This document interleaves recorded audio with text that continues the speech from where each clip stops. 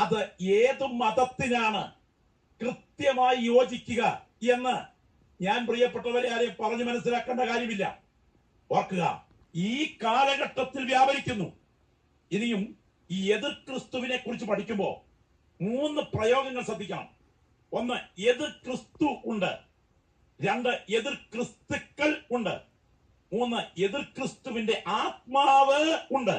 ഇത് 3 എതിർ ക്രിസ്തു എന്ന് പറയുന്നത് ദുരാത്മാക്കൾ ഒരു വ്യക്തിയിൽ ഭാവരൂപം കൊള്ളുകയാണ്. എതിർ ക്രിസ്തുക്കൾ ഈ കാലഘട്ടത്തിന്റെ പ്രത്യേകത, എതിർ ക്രിസ്തുവിന്റെ സ്പിരിറ്റ്. എന്താ എതിർ ക്രിസ്തുവിന്റെ സ്പിരിറ്റ്? 2:18, 4:3 നിങ്ങൾ ശ്രദ്ധിച്ച് നോട്ട് ചെയ്യണം.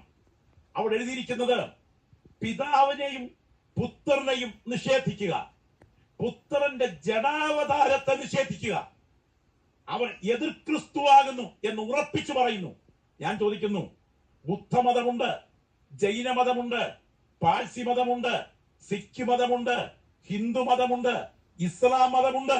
ഇതിൽ യേശു ക്രിസ്തുവിനെയും തന്റെ ജഡാവതാരത്തെയും നിഷേധിക്കുന്നവൻ തന്നെ എതിർ ക്രിസ്തു എന്ന് വിശേഷിപ്പിക്കുന്നെങ്കിൽ